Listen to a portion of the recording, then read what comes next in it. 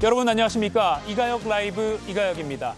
12.3 비상계엄 다음 날 삼청동 안가 모임을 가졌던 이완규 전 법제처장이 법사위 국감에 출석했습니다.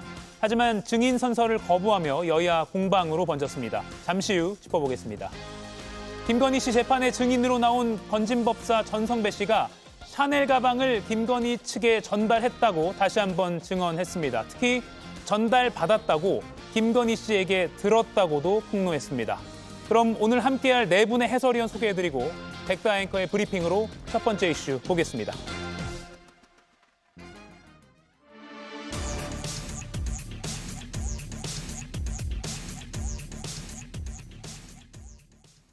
왕의 자리에 앉았던 김건희 씨, 비슷한 일이 또 드러났습니다. 윤석열 전 대통령과 함께 경복궁의 가장 깊숙한 곳까지 들어갔던 사실이 뒤늦게 알려진 건데요. 평소 출입이 통제된 곳이지만 문을 열라는 지시로 명성황후 침전은 두 사람에게 열릴 수밖에 없었습니다. 김건희의 왕비 놀이터가 됐습니다. 국보농단에 대해 특검은 한 점 의혹 없이 철저히 조사해야 합니다. 일일이 언급하기도 힘들 정도로 많은 의혹에 문화재 사적 유용 논란까지 문을 열라던 전직 대통령 부부는 2년 반이 지난 오늘 나란히 형사재판을 받았습니다. 네, 오늘 윤석열, 김건희 전직 대통령 부부에 관한 뉴스가 많습니다. 지금 김건희 씨의 4차 공판 관련해서 증인으로 나온 건진법사 전성배 씨의 증언들이 속속 언론에 보도가 되고 있습니다. 저희가 속보 자막으로 띄워드리고 있습니다. 조금 전에 법정에서 나온 증언을 띄워드리고 있습니다. 통일교로부터 샤넬백과 각종 선물을 받아서 이를 김건희 씨 측에 전달했는지가 관건이었는데 앞서 한 차례 전성배 씨가 인정을 한 바 있습니다. 수사 과정에서는 잃어버렸다라고 하면서 전달 자체를 부인했지만 공판에서는 인정을 했고요. 오늘도 다시 한번 전성배 씨가 김건희 씨 측에 샤넬 가방 등을 전달했다고 인정했습니다. 그리고 또 의미가 있어 보이는 진술은 받았다는 사실을 김건희 씨 측에게 직접 들었다. 그리고 재판부가 전달받았다고를 누구한테 들었냐? 피고인, 즉 김건희 씨에게 들었냐라고 물으니까 네라고 전성배 씨가 법정에서 증언을 했습니다. 수사 과정에서는 거짓말을 했다라고 인정했고요. 지금 진실을 밝히는 이유에 대해서는 자신도 종교인이고 또 진실에 대해서 책임을 져야 한다는 생각이 들어서 밝힌다라고 했습니다. 그리고 거짓말을 김건희 씨가 시킨 것이냐라는 특검의 질문에 그건 나의 재판에서라고 말을 줄였다고 합니다. 하나하나 좀 짚어보겠습니다. 김진욱 위원님, 일단 통일교 측이 청탁의 대가로 지목된 그 선물을 김건희 씨에게 전달했냐, 김건희 씨 측은 직접 받았냐가 관건이었는데 김건희 씨 측으로 돈을 받았다는 말을 들었다까지 증언이 나왔습니다. 그렇습니다. 통일교에서 건진법사라고 불렸던 전성배 씨를 통해서 그 그라프 목걸이와 샤넬백 2개를 이제 전달을 했는데 이것이 제대로 전달이 된 것이냐라는 부분들에 대해서 이제 그동안 논란이 있었습니다. 그런데 오늘 법정에서 전성배 씨가 이 논란에 대해서 명쾌하게 요점을 이제 정리했습니다. 예. 본인이 전달했다고 인정을 했고 또 들었다고 들었는데 누구한테 들었느냐? 피고인에게 직접 들었다라고 얘기를 했기 때문에 전성배 씨가 전달했다라고 하는 목걸이와 가방이 최종 목적지인 김건희 씨에게까지 전달이 됐음이 오늘 법정에서 증언을 통해서 확인이 되었다라는 것이고요. 예. 나중에 그 부분에 대해서 다시 돌려받을 때도 김건희 씨가 유전 행정관을 통해서 다시 그 가방을 받아가라라고 얘기하겠다라는 얘기까지 피고인을 통해서 들은 것 같다라고까지 얘기를 했습니다. 그만큼 전성배 씨가 김건희 씨와의 직접적인 소통을 통해서 이 뇌물성 물품들이 전달되었고 다시 전성배 씨에게 돌아오는 과정, 예. 이것이 오늘 법정에서 증언으로서 확인이 되었다 이렇게 볼 수 있을 것 같습니다. 김인영 의원님, 오늘 유의미한 진술이 나온 꽤 이 수사 또는 특검 입장에서는 굉장히 중요한 국면이 될 것 같습니다. 저는 근데 건진법사가 저런 진술을 할 거라고 충분히 예상할 수 있었다고 생각을 합니다. 예. 왜냐하면 건진법사가 본인이 실물을 그러니까 목걸이와 가방을 제출했지 않습니까, 특검에? 그게 어찌 보면 징조였다고 보입니다. 그동안 김건희 여사 측 변호인들은 이때까지 자기네들은 가방과 목걸이를 받은 적이 없다라고 주장했습니다. 그 근거는 지금 실물이 없었기 때문에 펼칠 수 있는 논리였는데 건진법사가 갑자기 저 실물을 제출함으로써 그 논리가 깨져버린 거죠. 그렇기 때문에 이미 제출했는 증거가 있기 때문에 오늘 재판에서 건진법사가 충분히 김건희 여사에게 불리한 증언을 할 수밖에 없을 거라고 예측할 수 있었고 실제로도 그런 증언을 했기 때문에 앞으로 김건희 여사 측에서는 굉장히 불리한 상황에서 재판을 임하게 될 거라고 예상이 됩니다. 예, 두 변호사께도 여쭤볼게요. 송영훈 위원님. 건진법사가 그동안 특검 수사에서도 잃어버렸다라고 했고요. 그리고 저희 JTBC와의 구속영장 심사 전날 바로 단독 인터뷰에서도 잃어버렸다라고 밝혔었는데 법정에서 이렇게 전달했다. 그리고 전달받았다는 사실을 김건희로부터 들었다라고 정확하게 밝혔거든요. 어떤 의미가 있다고 보십니까? 일단 지금 전성배 씨는 본인의 형을 감경받기 위한 여러 가지 노력을 하고 있다라고 보여지죠. 예. 그렇기 때문에 그동안에는 잃어버렸다고 주장해왔던 저 목걸이, 가방 등을 실물을 특검에 제출하고 그리고 어떻게 돌려받게 되었는지에 관해서 그 경위도 법정에서 소상히 밝힌 걸로 보입니다. 지금 특검법 그 24조에 보면은 이른바 플리바게닝 조항이라고 하는 그 규정이 지난 9월에 개정이 돼서 추가가 됐죠. 예. 거기에 보면은 24조 3호에 수사 재판 절차에서 해당 사건에 관한 다른 사람의 범죄를 규명하는 주요 진술 또는 증언을 한 경우에 그것과 관련하여 자신의 범죄로 처벌되는 경우라면은 그 형을 감경하거나 면제하여야 한다라고 하는 명문의 조항이 들어와 있습니다. 그러니까 전성배 씨 측에서는 지금 여기에 착안해서 예. 그 가방을 돌려받았다고 하는 것까지 상세하게 진술하고 본증이라고 할 수 있는 그 증거물로서의 가방을 특검에 이미 제출함으로써 본인의 형을 감경받기 위한 적극적인 시도를 하고 있습니다. 자, 그러면은 이런 진술이 나온 상태에서는 앞으로 유경옥 전 행정관이 이 재판에서 증인으로 나오게 됐을 때 예. 같은 결로 증언하게 될 가능성이 상당히 높습니다. 아. 이미 앞에서 유경옥 전 행정관을 통해서 돌려받으라고 하는 그런 김건희 씨의 연락을 받았다라고 지금 전성배 씨가 오늘 증언한 상황 아니겠습니까? 예. 그러면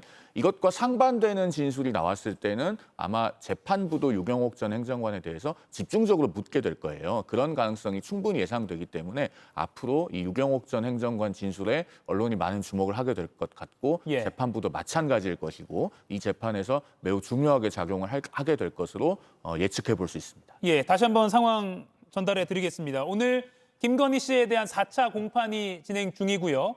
건진법사 전성배 씨가 오후에 증인으로 나왔습니다. 그리고 전성배 씨가 통일교 측으로부터 받은 샤넬 가방 등 그 선물을 유경옥 전 행정관을 통해서 김건희에게 전달했다라고 했고요.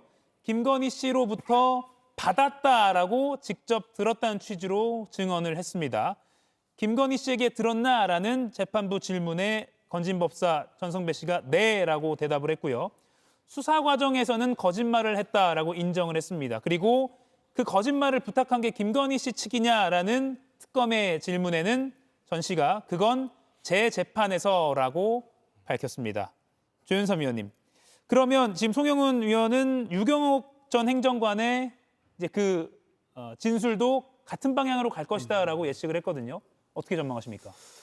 일단 유경옥 전 행정관의 그런 진술에 대해서는 좀 살펴봐야 될 필요성이 있긴 한데 아마 다른 진술을 한다고 하더라도 앞서 말씀하신 것처럼 재판부가 이를 신빙하기는 쉽지 않을 것 같습니다. 예. 지금 전성배 씨 입에서 직접적으로 김건희 씨와 연락을 주고받았던 그런 진술이 나왔기 때문에 어떻게 보면 자칫 잘못하면 위증의 죄를 받을 수도 있거든요.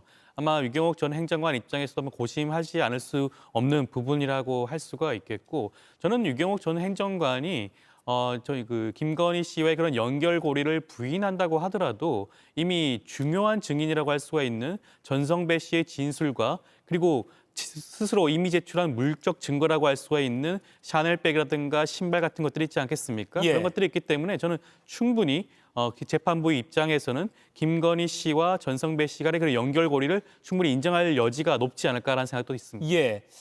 오늘 중앙일보가요. 유 전 행정관이 2022년 4월에 선물로 받은 그 샤넬 제품을 샤넬 매장에 가서 김건희 씨가 원하는 제품으로 교환한 뒤에 아크로비스타로 향했다라는 게 언론 보도로 나왔습니다. 송영훈 위원님.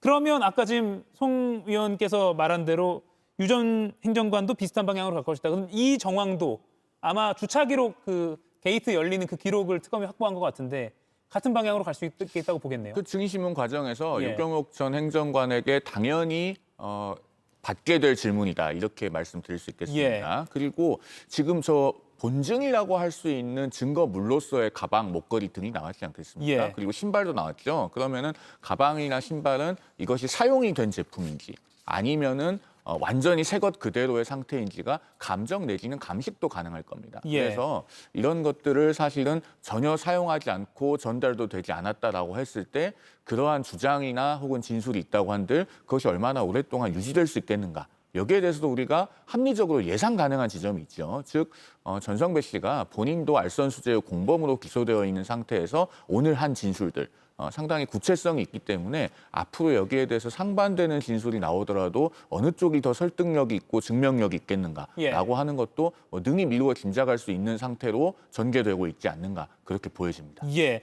그리고 당시 교환을 할 때 응대했던 샤넬 현재는 전 직원이고요. 당시 직원에 대해서 김건희 씨 측은 이 직원이 의심스럽다. 정치적인 이념이 달라서 잘못 말한 것 같다라고 증언의 신빙성을 부인하려고 이런 주장을 하기도 했습니다. 김진욱 의원님.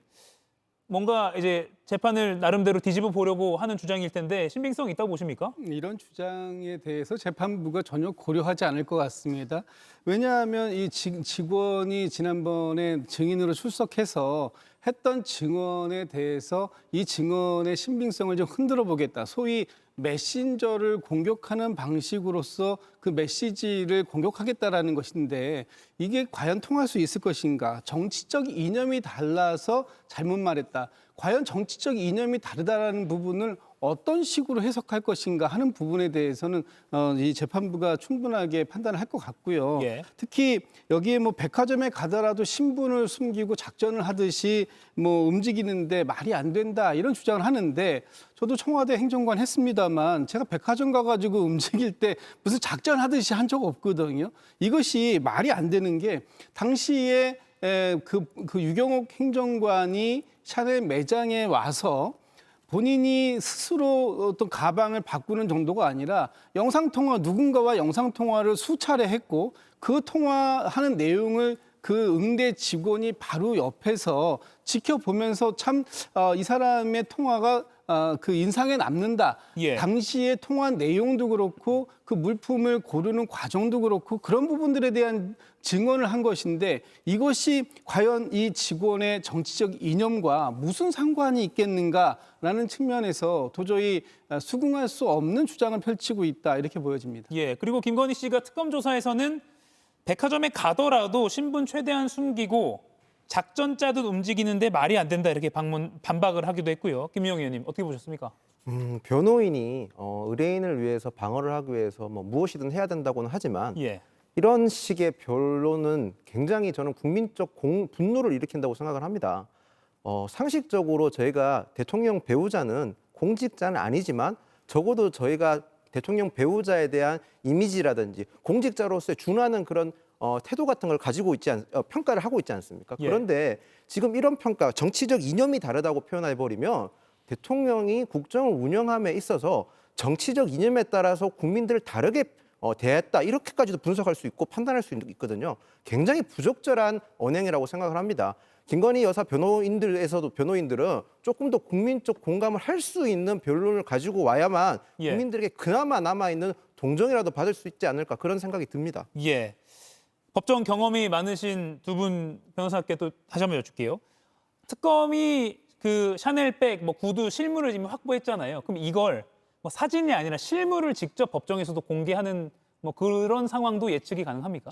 지금 이제 재판이 예. 좀 이례적으로 중계가 되고 그런 일들이 있기 때문에 예. 그런 그 본증으로서의 증거물을 법정에서 구체적으로 현출하면서 설명하는 상황도 배제하기는 어렵다고 생각됩니다. 아, 예. 그리고 어쨌든 이미 제출된 지금 물품들이기 때문에 증거 능력은 있다고 보여지고 예. 그렇기 때문에 그 물건 자체도 당연히 증거로 제출할 것으로 생각이 되고요. 다만 예. 법정에서 현출하는 것은 사실 일반적으로 그렇게 필요하지는 않은 일인데 이게 중계도 되는 경우가 있고 하니 그런 가능성을 배제할 수 없겠다라는 취지입니다. 예, 물론 오늘 공판은 중계가 되지 않았지만 앞으로 또 특검이 중계 신청을 얼마든지 할 수 있고 또 법원은 가급적 최근에는 국민의 안 권리를 위해서 허가를 하는 방향으로 지금 결정을 내리고 있기 때문에 그렇게 판단하셨습니다. 조윤선 위원님, 아까 현출이라고 하셨나요? 그런 용어를 썼는데 직접 그 실물을 법정에서 공개하는 것, 이 가능성 어떻게 보십니까? 모든 형사 사건에서 각종 물증을 법정에서 현출하는 경우는 많지는 않습니다. 현실적으로. 보통 그 관련된 사진이라든가 이런 것을 통해서 현출하기 마련인데 그렇다고 하더라도 이 사건의 경우에 좀 성격이 다르다고 할 수가 있죠. 국민적 관심사가 높을 뿐만 아니라 직접 재판장이 물적 증거로서 제공받은 뇌물이라고 할 수 있는 고가의 그런 명품들을 실제로 확인할 필요성도 있다고 보여지기 때문에 저는 특검팀 입장에서 이러한 부분들에 대해서 적절히 판단해서 법정에서 현출할 가능성도 있지 않을까 싶습니다. 예. 그리고요, 오늘 같은 날 윤석열 전 대통령에 대한 공판도 열렸습니다. 내란 우두머리 혐의 재판이었습니다. 물론 윤 전 대통령은 많은 분들이 예상하신 대로 오늘도 출석하지 않았습니다. 그런데 이런 일이 있었습니다. 한번 보시죠. 어제 전 헌재 소장 권한대행이 법원이 정치적으로 오해받을 결정을 하고 있다며 윤석열 전 대통령의 구속 취소 결정을 비판한 것은 참으로 법조인으로서 적절하지 않은 언급이라고 생각합니다. 예, 알겠습니다. 갑자기 이 부분을 말씀을 하시니까 당황스럽네요. 예. 네, 조윤선 위원님. 나름대로 그러니까 재판부 지기현 부장판사에게 좀 힘을 실어주는 듯한 발언을 윤석열 대통령 측이 한 건데 당황스럽네요라는 반응을 보였습니다. 어떻게 보셨습니까? 저는 좀 부적절한 반응이 아닌가 싶은 것이 예. 지금 윤석열 전 대통령 측에서 말하는 내용 자체를 살펴보게 되면 지금 진행되고 있는 내란 사건과는 전혀 무관한 내용입니다. 지금 전직 헌법재판소장 입장에서 그러한 비판 충분히 할 수가 있죠. 원로 법조인 아니겠습니까? 그럼에도 불구하고 이것을 지금 형사 법정에서 주장을 하고 있다. 어떻게 보면 지기현 판사에게 힘을 실어주는 듯한 그런 내용 아니겠습니까? 그렇다고 한다면 지기현 판사 입장에서는 본 사건과 전혀 무관한 내용이니 그런 발언을 자제하시라라든가 예. 앞으로는 그러한 발언을 하게 되면 주의를 주겠다라든가 그런 식의 발언하는 것이 적절하다고 할 수 있음에도 불구하고 오히려 당황스럽다라고 그냥 뭉치고 넘어가는 그런 모습 자체가 어떻게 보면 지기현 판사가 지금 내란 사건을 대하는 모습이 어떠한 것인지를 보여주는 게 아닌가 싶어서 굉장히 우려스럽다고 할 수가 있겠습니다. 예, 사실 그냥 저도 뭐 법원 출입 기자할 때 법정 실제로 가보면 판사들이 그 불필요한 말을 최대한 자제하는 그런 인상을 받았는데 좀 그것과는 배치가 되는 것 같습니다. 아니죠. 윤 전 대통령의 변호인이 예. 지금 사건의 진행 단계에 비추어서 불필요한 말을 했기 때문에 변호인이 그렇죠. 예. 재판부가 애둘러서 그런 말은 불필요한 것이라고 사실상 지적을 한 겁니다. 그렇게 보시는군요. 당황스럽다라고 하는 내용은 그런 의미로 보여져요. 예. 왜냐하면은 지금 오늘 공판기일이 윤 전 대통령에 관한 그 사건의 25번째 공판기일입니다. 그러면은 지난 3월 7일에 있었던 구속 취소 결정의 옳고 그름은 이미 7달도 넘게 지난 이야기이고 그리고 어떤 현재 다투어지고 있는 그 진술들의 증거 능력이나 이런 부분들과도 아무런 관련이 없거든요. 그러니까 사건의 진행 단계에 비추어서는 맥락에 맞지 않는 이야기를 윤 전 대통령의 변호인단이 한 겁니다. 예. 왜 저런 일들이 발생하는가? 이게 사건이 중계가 되다 보니 변호인단이 그 법정에서의 발언을 어떤 정치적인 정치투쟁의 장으로 활용하는 것이 아닌가라고 하는 의문이 들 때가 있어요. 예. 어쨌든 지금 맥락에 맞지 않는 말들을 변호인단에서 하니까 재판부는 그런 부분을 당황스럽다라는 말로 애둘러서 지적을 하고 앞으로 좀 그런 말을 하지 말라고 주의를 주는 행간의 함의가 있는 말을 한 것이다라고 보여집니다. 예. 그리고요. 문화재 이야기를 좀 해보겠습니다. 경복궁 최근에 다시 뉴스가 많이 나오고 있습니다.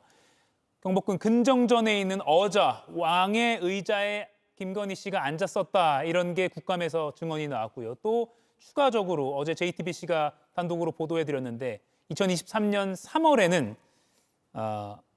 명성황후가 시해됐던 그 장소까지도 윤석열, 김건희 두 부부가 들어가서 10여 분간 머물러 있었다. 일반인에게는 물론 통제가 되는 곳입니다. 곤영함이라고 하는 지금 보고 계신 이 공간입니다.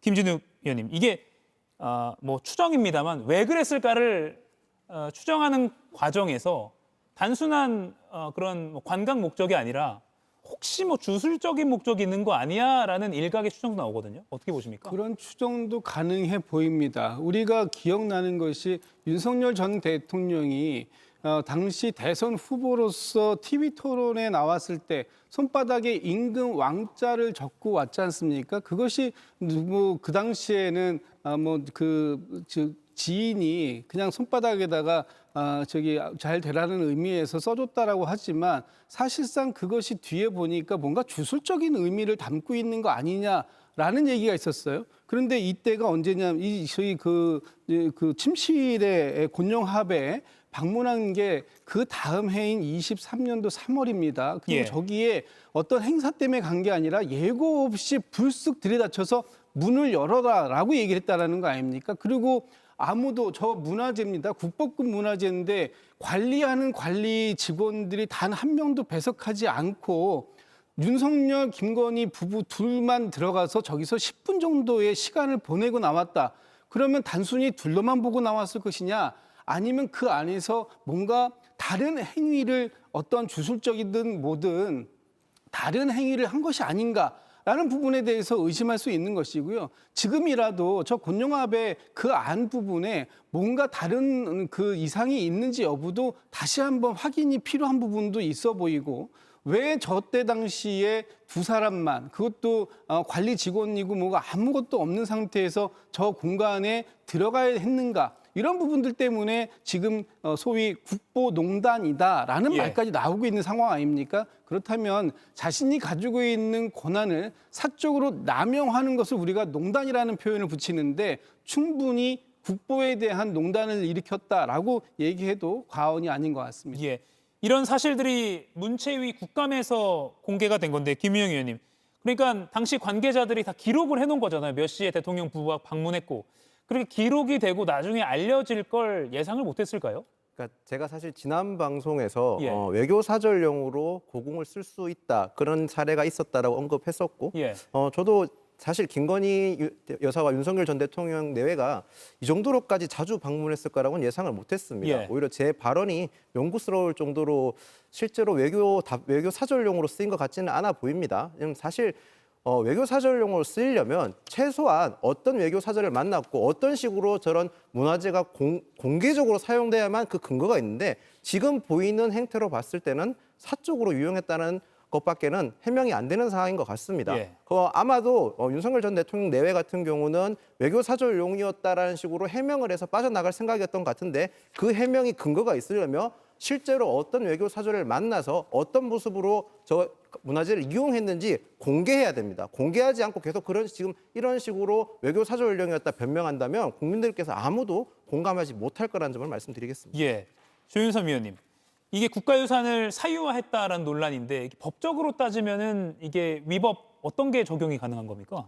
대통령 부부가 어떻게 보면 사적으로 국가유산을 사용한 거 아니겠습니까? 예. 외교 사절을 응대하거나 그런 것도 아니었죠. 단지 관광 목적인지 아니면 주술적 목적인지 그 의도는 지금 현재로서는 명확하지 않지만 네. 무단으로 사용한 것은 확실해 보이니 이 부분에 대해서라고 한다면 법적으로는 직권남용죄, 권리행사 방해죄가 성립될 여지가 있지 않나 생각이 들고요. 아마 전직 대통령 부부 모두 공이 공범으로서 처벌될 가능성이 높지 않을까 싶습니다. 그리고 추가적으로 말씀드리면 국가유산을 무단으로 사적으로 이용하는 경우에는 국유재산법에 따라서 변상급조차도 부과될 수가 있습니다. 예. 그렇다고 한다면 여기에 대해서는 추가적으로 돈을 국가에 납부를 해야 될 그런 상황도 발생할 수가 있고요. 만약에 그런 국가유산을 무단으로 사적으로 이용하다가 손해가 발생하는 경우에는 된다고 한다면 그 손해를 배상해야 될 책임도 부과될 수 있지 않을까 싶습니다. 예.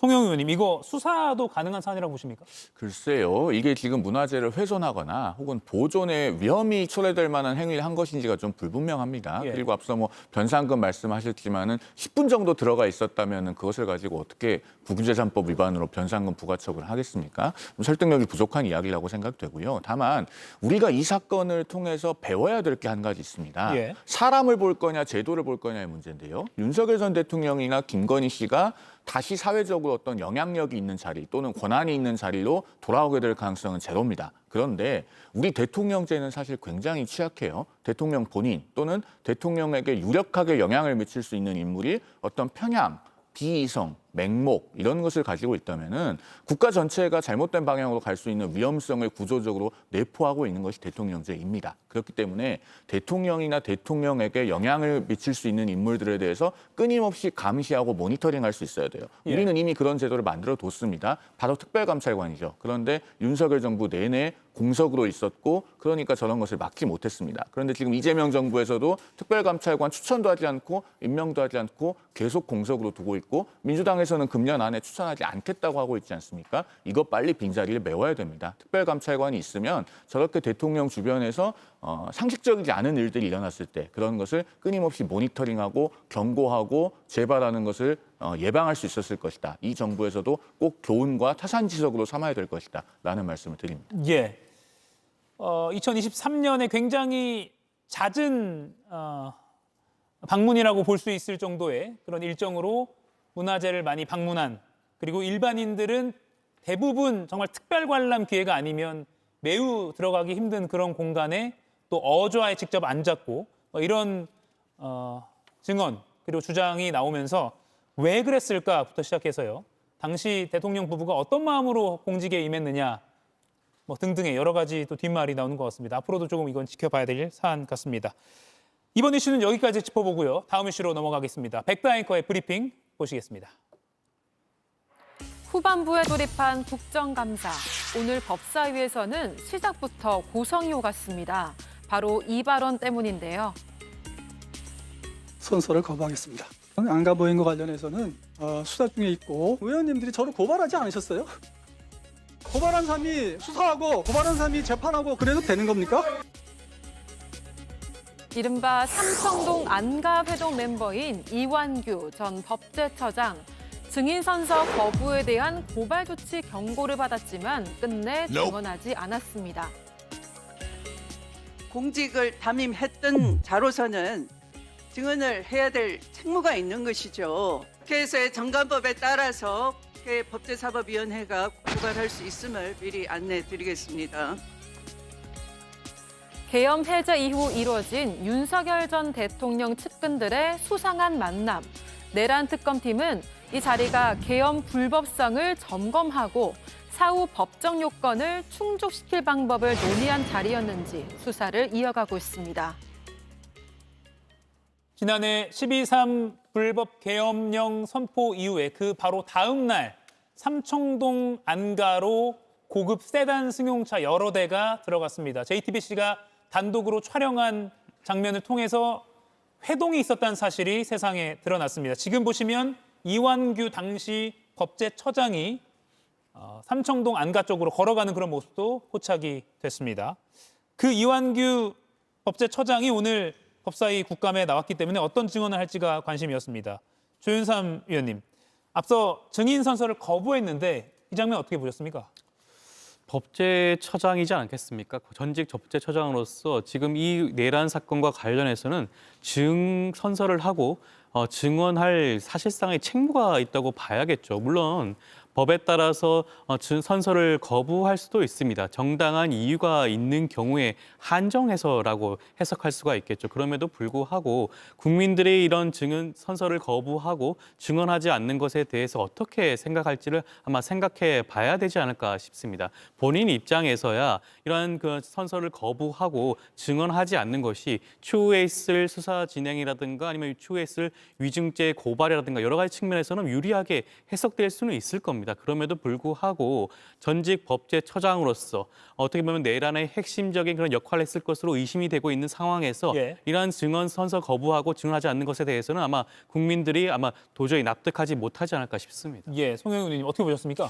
선서 거부가 바람직한 일이라고 하기는 어렵죠. 국회증언감정법상 그 3조 1항의 명문의 규정이 있기 때문에 지금 이완규 전 법제처장 같은 경우 본인이 수사받고 있어서 소추 가능성이 있는 사건에 대해서 증언만 거부할 수 있는 것이 아니라 선서도 거부할 수 있기는 합니다. 예. 그분의 법적 권리이기는 하죠. 그런데 유력한 위치에 있었던 전직 공직자가 권리가 있다고 해서 그것을 항상 행사하는 것이 옳으냐라고 묻는다면 그건 또 다른 차원의 문제입니다. 그러니까 12.3 비상계엄은 역사적으로 굉장히 중요성이 있는 사건이고 그 전후에 있었던 일에 대해서 알고 있는 전직 공직자는 거기에 대해서 국민 앞에서 소상하게 답해야 될 도덕적 윤리적 책무가 있다고 볼 수 있죠. 예. 그런 부분을 회피했기 때문에 일정한 비판을 받는 것은 저분이 스스로의 선택에 따라서 당연히 감수해야 될 문제가 아닌가 그렇게 생각됩니다. 예.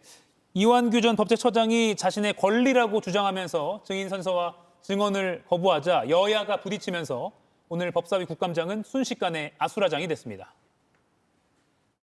증언 거부권도 헌법과 법률에 따라서 인정되는 권리예요. 권리를 행사하겠다고 하는데 너 뭐 죄진 거 있냐 뭐 이렇게 말하는 것 자체가 유죄의 예단을 갖는 거 아니겠습니까? 그래서 내란을 저질렀어요. 헌법을 그렇게 잘 지켜서 그 권리를 가장 많이 행사한 사람이 이재명이라고요. 고발하시는 분들이 저를 불러다가 조사하겠다는 거가 그게 적정 절차. 질의를 해도 됩니다. 왜 아니, 어쨌든- 그럼 민족이 부르세요. 민족이 부르세요. 그러면 아니 고발하고 조사도 하고 고발한 사람이 수사하고 고발한 사람이 재판하고 그래도 되는 겁니까?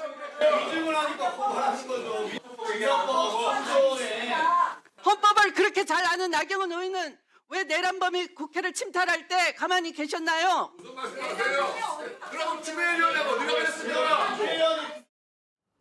네, 여야 공방으로 번진 상황입니다. 또 이게 증언을 거부하는 선서를 거부하는 게 권리라고 하지만 아까 고발을 하겠다고까지도 나왔기 때문에 어떻게 보셨습니까, 저는 장관들? 일단 저는 지금 이 이완규 전 법제처장의 저런 당당함이라고 본인은 생각할지 모르겠습니다만 과연 저렇게 당당할 수 있는 자격이 있는 것인가 하는 생각이 듭니다. 이완규 법제처장이 당시에 12.3 비상계엄에 대해서 그리고 그 바로 다음 날 12월 4일 날 안가에서 모여서 과연 어떠한 의견을 냈습니까? 법을 그렇게 잘 아시는 분이 12.3 비상계엄이 위헌적이고 위법적이라는 부분에 대해서 그러면 당시에 어떤 역할을 하셨습니까? 그리고 그 이후에 헌법재판관으로 지명당하고 내정자가 되었을 때 왜 본인 그것을 반드시 하겠다라는 의지를 보였을까? 저는 여전히 이해 안 가는 대목이 있고요. 저렇게 법을 운운하시는 분이 그렇게 법을 잘 아신다면 당시에 이것은 불법적인 행위가 분명하다라는 부분을 말씀하시고 이 상황을 진화해야 된다라는 것을 국민들께 소상하게 지금 이 법정은 아닙니다만 이 국감장에서 증인 선서를 하고 증언을 하셨어야 되는 거 아닙니까? 그 부분에 대해서 다 회피하고 저렇게 당당할 수 있는지 저는 참 이해가 안 간다 이런 생각을 갖고 있습니다. 예, 김유영 의원님 어떻게 보셨어요? 일단 저기 이완규 처장의 태도를 떠나서 전 법사위 운영에 대한 지적을 안 할 수가 없습니다. 지금 법사위가 계속 언론의 관심을 받고 국민적 관심을 받는 이유가 긍정적이라서 그런 게 아니라 운영 자체가 계속 파행적이라서 그런 거 아닙니까? 지금 추미애 법사위원장이 과연 공정한 국감을 진행하고 있는지에 대해서는 많은 국민들께서 저는 다 다르게 판단하겠지만 공정하게 진행한다고는 판단하지 않을 것 같습니다. 거기다가 지금 과연 국감에서 법사위 국감이 생산적인 일을 하고 있느냐는 질문도 하고 싶습니다. 이완규 처장이 불러 나오면 굉장한 논쟁이 될 정쟁이 될 거라는 거 뻔히 예측할 수 있었음에도 불구하고 국감장에 불렀다는 거는 굉장한 아예 정쟁을 하겠다는 작정을 하고 나왔다고 봅니다. 이완규 처장에 대한 수사가 진행 안 되는 것도 아니지 않습니까? 그러면 민주당에서는 지금 정쟁거리를 의도적으로 만들었다고밖에 볼 수가 없고요. 거기다가 더 나아가서 지금 생산적인 국감이 안 되는 부분에 있어서 민주당에서 좀 전향적인 태도를 가질 필요가 있습니다. 지금 캄보디아에서 우리나라 국민들이 피해보면서 독립물수제 같은 법안 같은 경우를 좀 만들 필요가 있는데 이 독립물수제 같은 경우는 위헌 요소도 있기 때문에 법사위에서 좀 국감 법사위에서 좀 다룰 필요가 있는데 이런 건 전혀 다뤄지지 못하고 오로지 정쟁만 남아 있다는 점에서는 굉장히 아쉽다는 점을 말씀드리겠습니다. 예. 12.3 불법계엄 해제 이후에 그 사후 대응을 논의했다는 의혹으로 이완규 전 법제처장은 수사 대상입니다. 민주당 법사위원들이 대국민 사과를 요구했는데요. 이 전 처장은 잘못한 게 없다 이렇게 반박하기도 했습니다. 송영훈 의원님, 국민들에게 사과 한번 하시라라고 하니까 답변하지 않겠다라고 했고요. 저는 잘못한 게 없습니다라고 말했거든요. 이 장면은 좀 어떻게 보세요? 그러니까 이완규 전 법제처장이 예. 본인이 수사를 받고 있는 상황에 있으니까 본인의 수사에 대해서 어떻게 작용을 할지에 대해서 여러 가지 고민이 있었겠죠. 그러니까 아마 여러 가지 선서도 거부하고 답변도 거부하고 했던 것으로 보이는데 핵심적인 문제는 이겁니다. 저분이 법을 잘 아는 분인데 예. 12.3 비상계엄 당시에 어떤 입장을 표명했어야죠. 이 법률가들은 직관적으로 그냥 보면 아는 상황이잖아요. 우리나라 전시사변, 기타 국가 비상사태가 없기 때문에 일단 비상계엄 발동의 요건 자체가 되지 않는다. 예. 한동훈 전 국민의힘 대표 같은 경우는 법무부 장관을 지냈고 오랜 법률가 경험이 있는 사람으로서 즉각적으로 그것에 대해서 위헌 위법한 계엄이 맞겠다라고 하는 입장 표명을 했지 않습니까? 예. 그런데 이완규 전 법제처장이나 또 박성재 전 법무부 장관이나 이런 분들은 당시에 아무런 공개적인 입장 표명이 없었잖아요. 그런 부분 때문에 지금까지 비판을 받고 어떤 공격의 대상이 될 수밖에 없는 겁니다. 이 부분은 저는 이완규 전 법제처장이 어떤 형사적으로 책임질 만한 죄책이 있는지에 대해서는 판단을 유보합니다만 적어도 정치 윤리적인 측면 또 도덕적인 측면에 있어서는 본인이 비난을 받을 만한 상황이 아닌 것인가에 대해서는 스스로 한번 좀 성찰해보는 그런 면모도 필요하다고 생각합니다. 예, 김진욱 위원님. 저는 잘못한 게 없습니다라고 이 전 처장이 말했습니다. 글쎄 지금 당장은 그 이완규 전 법제처장이 어떠한 잘못을 했다라고 구체적으로 얘기를 할 수는 없겠지만 좀 전에 저희가 다루었던 것처럼 윤석열, 김건희 부부가 국가유산을 사적으로 이용한 것 이거 꽁꽁 숨겼지만 진실은 드러나게 되어 있듯이 아마 이완규 전 법제처장의 역할도 당시 12.3 비상계엄에서의 어떤 역할을 했었는지 드러날 수 있다. 그때 가서 사과해봐야 늙는다. 이런 말씀 드리고 싶고요. 당시 삼청동 안가에 모였던 사람들의 면면을 보면 당시 대통령의 민정수석 그리고 법무부 장관, 행안부 장관 그리고 법제처장 이 사람들이 과연 모여서 무엇을 논의했겠습니까? 사실 저희가 뭐 의혹적으로 보면은 다 알 수 있습니다만 그런 부분들에 대해서 지금 당장 이 국정감사를 통해서 밝혀지지 않았다 하더라도 분명히 국민들 앞에 무릎 꿇고 섰고 되지 않은 날이 저는 올 것이다 이렇게 보고 있습니다. 예, 저희가 삼청동 안가 회동 참석자도 저렇게 사진을 띄워드렸는데 당시 뭐 차량이 들어가는 그런 영상도 저희가 포착한 게 있습니다. 그리고 참석한 사람들을 보면 송영훈 의원이 방금 지적한 대로 법률가들이잖아요. 누구보다도 법적인 지식이 풍부한 사람들인데 과연 국가사변 사태 뭐 이런 게 아닌 상황에서 계엄령이 선포된 것에 대해서 어떤 입장을 밝혔는가 밝혀야 한다라고도 방금 송 의원이 말씀하셨고요. 그런 의문을 오늘 답변과 비춰봤을 때 저는 잘못한 게 없다라는 그 답변을 좀 곱씹어 보게 되는 것 같습니다. 오늘 법사위 국감장에는 현직 법제처장도 자리했습니다. 국민의힘은 현직 조원철 법제처장이 이재명 대통령의 대장동 사건 변호인이었던 점 등을 들어서 이해 충돌 소지가 있다고 지적했습니다.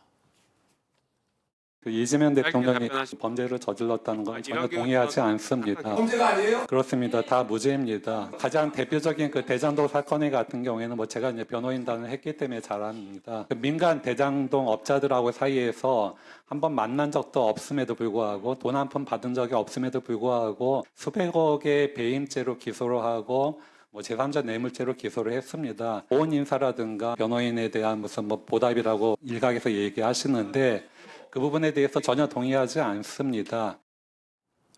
예, 조원철 법제처장이 이재명 대통령이 범죄 저질렀다는 것에 동의하지 않는다라고 발언했고요. 국민의힘은 조 처장 향해서 이 대통령 홍위병이다라면서 사퇴 요구까지도 했습니다. 송영훈 의원님 어떻게 보셨어요? 당장 사퇴하셔야 돼요, 저분은. 왜냐하면은 방금 저희가 영상에서 본 발언만이 문제가 아니고 오늘 국회에서 정말로 반헌법적인 발언을 했습니다. 우리 헌법 128조 2항에 보면은 헌법 개정안이 발의되면은 그것은 연임에 관한 규정이 있으면은 그 개정안 발의 당시의 대통령에게는 적용되지 않는다는 명문의 규정이 있잖아요. 예. 그런데 오늘 조원철 법제처장이 국회에서 이 부분을 질문을 받으니까 뭐라고 했습니까? 국민이 결단할 문제라고 했어요. 이 조항에 대해서 이재명 대통령이 예외냐고 물으니까 국민이 결단할 문제다. 그러면은 헌법 개정안을 발의해서 이재명 대통령이 연임할 수 있도록 개헌해도 된다는 이야기가 되거든요. 이것처럼 반헌법적인 발언이 어디 있습니까? 우리 헌법 128조 2항에 그런 명문의 규정이 들어가 있는 것은 결국 그동안에 대통령이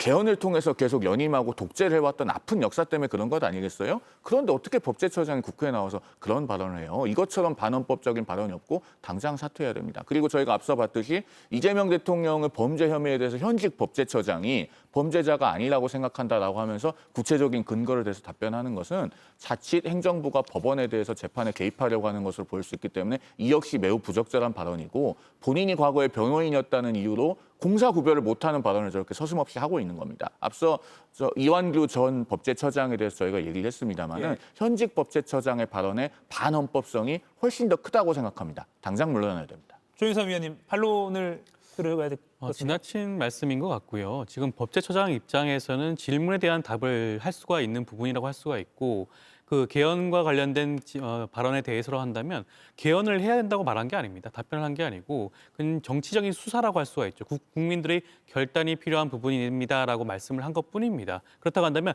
반헌법적인 발언이라고 단정 지을 수는 없다고 보여지는 것이고요. 그리고 이재명 대통령의 그런 형사 사건과 관련해서는 본인이 직접 변호인단으로서 함께했기 때문에 그 부분에 대해서 진술을 할 수가 있다고 보여지는 것이고요. 만약에 법제처장이 아니라 공소를 유지하는 책임을 지는 법무부 장관이라고 한다면 이와 같은 발언에 대해서 문제 제기를 할 수가 있겠죠. 그렇지만 지금은 법무부 장관이 아니라 법제처장입니다. 법제처장의 자리는 법률 행정을 처리하는 담당자라고 할 수가 있겠죠. 그렇기 때문에 굳이 그렇게까지 사퇴를 말할 정도의 그런 발언은 아닌다라는 말씀을 좀 드리고 싶습니다. 예, 전 현직 법제처장이 오늘 법사위 국감에서 발언한 것들이 많이 뉴스로 보도가 되고 있습니다. 이런 가운데 윤석열 정부 시절 홍철호 정무수석의 선거법 위반 혐의를 수사하던 과정에서 박성재 당시 법무장관 등이 압력을 행사했다고 의심되는 그런 취지의 대화 내용이 공개돼서 논란입니다. 국감장에서 검찰의 쿠팡 봐주기 수사 의혹을 폭로한 문지석 검사와 엄희준 당시 인천지검 부천지청장 사이의 대화 목소리를 통해서 드러났습니다. 그때 법무부 대변인 얼마나 많이 치는지 그거 다 아시지 않습니까? 그때 박성재 장관이 부천지청장 잘못 보냈다고 검찰국장한테 싸우라고 했습니다. 아, 이번 정부에서 나 분단했으니까 안 되겠구나. 나라도 윤석열 정부에서 잘 나가고 싶은 마음이 없었겠어. 내 개인적으로 가장 큰 이익을 희생하고 있더라고. 수사팀 리더들고 3부장 리더들고 했습니다. 쿠팡이 뭐라고? 박성재 장관이 부천지청장 잘못 보냈다고 검찰국장한테 쌍욕하고 그랬다, 이런 발언이 나왔습니다. 김윤영 위원님, 이거 수사 외압 정황으로도 해석이 가능하다고 보십니까? 일단 뭐 단정 지을 수 있진 않겠지만 적어도 녹취록에 나온 만큼 어느 정도 최소한 내부 감사는 받아야 될 것 같습니다.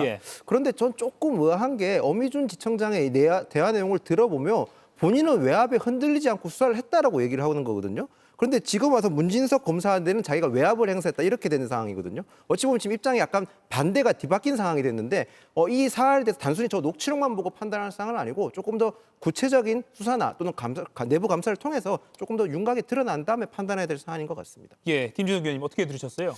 당시 이 녹취록의 근거에서 보면 당시에 홍철호 정무수석의 선거법 위반 사건을 수사하고 있는 팀에 대해서 뭔가 그 외압을 압력을 행사하려고 하는 시도는 있었던 게 아니냐라고 볼 대목이 분명히 있는 것 같습니다. 박성재 장관이 이 수사를 담당하고 있는 부천지청장 잘못 보냈다고 검찰국장에게 쌍욕을 했다라는 얘기를 내가 들었다. 그 얘기는 지금 그 원하는 만큼의 수사가 제대로 진행되고 있지 않다. 그러니까 소위 봐주기 수사를 요구했는데 그렇게 진행되고 있는 것 같지 않다라는 식으로 해석될 여지도 분명히 있기 때문에 이 부분에 대해서는 진상조사가 좀 필요한 부분이 있다고 보여지고요. 특히 당시 박성재 법무부 장관과 검찰국장의 소위 이런 대화들이 있었는가. 그리고 그 박성재 장관이 과연 본인이 혼자서 판단한 건가 아니면 대통령실로부터 어떠한 연락을 받고 그것에 대해서 담당 검찰국장에게 이런 저희 그 압력을 행사하려고 했던 것이 아닌가 하는 부분까지도 좀 더 깊게 들여다볼 필요는 있을 것 같습니다. 예, 이 사건이 어떻게 마무리가 되었나를 찾아보면 당시 부천지청이요, 홍철호 전 수석의 지인인 A 씨만 기소를 하고 사건을 마무리했습니다. 홍철호 수석은 소환 한 번도 없이 무혐의 처리가 됐고요. A씨는 벌금 500만 원이 확정이 됐습니다. 조윤선 위원님, 이거 결론 어떻게 해석해야 됩니까? 이게 뭐 수사 외압과는 어떻게 맞아 떨어진다라고 해석이 가능한 겁니까? 그 당시에도 수사를 무마한 것이 아니냐는 의혹이 있었죠. 그런데 예. 이번 녹취록을 통해서 구체적으로 드러난 게 아닌가 싶습니다. 이 당시 사건 내용을 살펴보게 되면 당연하게도 홍철호 수석에 대한 조사가 진행이 될 수밖에 없습니다. 그 지인이라고 하는 사람이 홍철호 수석이 운영을 했던 회사의 상품권을 가지고 김포시에 거주하는 주민들을 대상으로 제공을 했다는 거 아니겠습니까? 그 당시에 홍철호 수석은 김포시 출마를 예정이 되어 있는 상황이었고요. 실제로 여기에 대한 수사가 진행이 제대로 되지 않으면서 공천을 받고 출마하기까지 했습니다. 이와 같은 앞뒤 전후 맥락을 살펴보게 되면 그 당시에 검찰 입장에서는 홍철호 수석에 대한 수사를 제대로 하지 않았고 하지 않을 의지도조차 없었다. 그리고 이것이 외압에 의해서 이루어졌다는 것이 이번 녹취록을 통해서 일부 드러난 것이 아닌가 싶습니다. 예, 송영훈 의원님. 저는 좀 관점을 달리하는데요. 일단 저희가 방금 들어본 이 녹음 파일, 예. 문지석 부장검사와 어미준 부천지청장 간의 대화잖아요. 예. 이걸 만약에 제3자가 그 두 사람의 동의 없이 녹음했다면 통신비밀보호법 위반이에요. 도청입니다. 그러면 대화자 두 사람 중에 한 사람이 녹음을 하지 않았겠습니까? 이 녹음 파일이 김용민 의원실을 통해서 공개됐잖아요. 예. 그렇다면은 어미준 지청장이 녹음한 건 아니고 문지석 부장검사가 녹음했다고 보는 것이 상식적일 겁니다. 그런데 자, 이런 녹음 파일이 있는데 그렇다면 문지석 부장검사는 왜 지금까지 저 홍철호 전 정무수석이 관여되어 있을 수도 있다는 의심을 했던 그 사건에 대해서 부당한 수사 압력이 있었다고 주장하지 않았을까요? 그런 주장은 하지 않았고 쿠팡 사건에 대해서만 지금 내부에서 어떤 압력이 있었다라고 주장을 하고 있는 것 아니겠습니까? 그렇다면은 저 홍철호 정무수석이 관여했는지에 관한 의문이 있는 저 사건에 대해서만큼은 예. 적어도 내부적인 어떤 압력은 없었다고 보는 것이 두 사람의 말과 다 맞아떨어지죠. 즉 문지석 부장검사가 그동안에 이 부분에 대해서는 문제 삼지 않았던 행동, 그리고 어미준 지청장 스스로가 위에서 아무리 뭐라고 해도 내가 그걸 다 믿고 막아줬다라고 하는 게 맞아떨어집니다. 저 화면에 나오고 있는 3부장이 바로 문지석 부장검사거든요. 그러니까 이 부분에 대해서는 어떤 외압이 있었다고 적어도 현 단계에서는 아직 단정하기는 좀 어려운 것이 아닌가 그렇게 보여집니다. 예, 지금 두 법률가 패널 두 분의 의견이 엇갈리는데 좀 지켜봐야 될 것 같습니다. 아무튼 이 녹음 파일이 나왔기 때문에, 그리고 충분히 좀 의구심이 드는 대목들이 있기 때문에 이에 대한 또 검찰 측의 답변은 나와야 할 것 같습니다. 그리고요, 법무부가 쿠팡 그 퇴직금 불기소 외압, 문지석 부장검사가 수사를 한 그 사안이죠. 그리고 또 관봉권 띠지 폐기 의혹 관련해서 상설 특검에 맡기기로 했습니다. 어제 이재명 대통령이 일부 사정기관을 꼬집어서 비판을 했는데 이 연장선상으로 봐야 될까요? 예, 그런 것 같습니다. 그렇게 해석이 되고요. 정성호 법무부 장관이 본인의 SNS를 통해서 이번 이 두 사건, 좀 전에 언급되었던 관봉권 폐기 의혹하고 예. 쿠팡 퇴직금 불기소 외압 의혹에 대해서 상설특검을 하기로 했다라고 하는데, 상설특검으로 넘어가게 되면 최대 90일까지 독립된 기관에서 특검 수사가 이제 가능하지 않습니까? 그런데 이렇게 넘어가게 된 그 배경에 대해서 정성호 법무부 장관은 이렇게 얘기합니다. 경위 파악은 어느 정도 됐지만 의혹이 여전하다. 그리고 논란이 지속되기 때문에 이 부분에 대해서 명확하게 확인을 좀 다시 한번 해볼 필요가 있겠다라는 것이고요. 예. 결정적으로 어젠가 그제 이 그 관봉권 폐기 의혹에 대해서 대검에서 자체 감찰 결과를 내놨는데 이렇게 나왔더라고요. 실무상의 과실은 있었다. 그런데 윗선의 증거 은폐 지시나 또는 고의는 없어 보인다라는 잠정 결론을 내렸다고 합니다. 예. 이것을 지금 믿을 국민들이 어디 있습니까? 너무 검찰이 제 식구 감싸기를 하고 있는 것 아닌가? 그리고 뭔가 진실을 은폐하려고 하는 거 아닌가? 이런 의혹이 잦아들지 않는다면 당연히 저 상설 특검을 통해서 다시 한번 진상을 명확하게 규명하는 것은 필요하다. 그런 차원에서 그 정성호 법무부 장관이 올바른 판단을 내렸다, 이렇게 볼 수 있을 것 같습니다. 예. 순직 해병 특검 상황 하나만 짚어보고 맞수 토론으로 넘어가겠습니다. 수사 외압 관련해서 순직 해병 특검이 어제 7명의 피의자를 영장 청구했는데요. 임성근 전 사단장만 구속이 됐습니다. 임성근 전 사단장은 여기서는 영장 청구 혐의가 이제 그 순직 그 당시 상황에 대해서 청구가 된 거죠. 송영은 의원님, 나머지가 기각됐는데 수사에 영향이 좀 있을까요? 어떻게 보십니까? 영향이 당연히 없지 않겠죠. 예. 구속영장이 대거 기각되면서 수사에 크게 제동이 걸렸다고 보여지고 이것은 특별검사가 실력이 없다. 저는 이렇게 평가합니다. 더더군다나 특검이 하라는 수사는 열심히 안 하고 SNS에 그동안 몰두해 왔잖아요. 뭐 청담동 술자리 가짜뉴스 같은 것을 SNS에 공유한다든가 또 임성근 전 사단장에 대해서 입에 담지도 못할 욕설이 있는 게시물을 특검 본인이 SNS에 공유했습니다. 특별검사는 수사를 하는 자리이기 피의자에 대해서 미리 예단을 가지고 공개적으로 자기 SNS에서 욕을 하는 자리가 아니에요. 뭔가 본분을 그 특별검사부터가 망각하고 있기 때문에 전체적으로 특검팀의 역량을 발휘하는 데에도 영향이 있지 않았나 그렇게 보여집니다. 이제 수사 기간도 얼마 남지 않았는데 이런 식으로 하면은 진실규명이 온전히 이루어질 수 있을지에 대해서 걱정이 크고 이 수사 결과에 대해서는 결국은 특검팀을 이끌고 있는 이명현 특검이 최종적으로 책임을 져야 할 것이기 때문에 잘 지켜보겠습니다. 예, 조윤삼 의원 의견까지만 들을게요. 네, 특검을 비난하기에 앞서서 이 구속영장 실질심사 결과에 대해서도 과연 납득할 수 있는지를 좀 살펴봐야 되지 않을까 싶습니다. 물론 구속영장 신청서 자체에 대해서 살펴보게 되면 미진한 부분이 있을 수가 있죠. 그럼에도 불구하고 지금 구속영장이 기각된 사안들의 경우에는 사실상 외압을 행사하면서 해병대 수사선과 국방부 수사본부의 외압을 행사했고 그 중심에 있는 그런 인물들이라고 할 수가 있습니다. 그럼에도 불구하고 증거인멸이 충분함에도 불구하고 이런 것에 대해서 기각 결정을 내린 재판부를 한번 그 재판부의 결정에 대해서 한번 의문을 제기할 필요성이 있지 않나 싶고요. 결과적으로 봤을 때는 이 몫은 특검팀에 남아 있는 겁니다. 특검팀이 추가적으로 보강 수사를 진행을 해서 다시 한번 구속영장을 신청할 필요성이 있지 않을까 싶습니다. 예, 여기까지 네 분과의 토론은 마무리하겠습니다. 고맙습니다.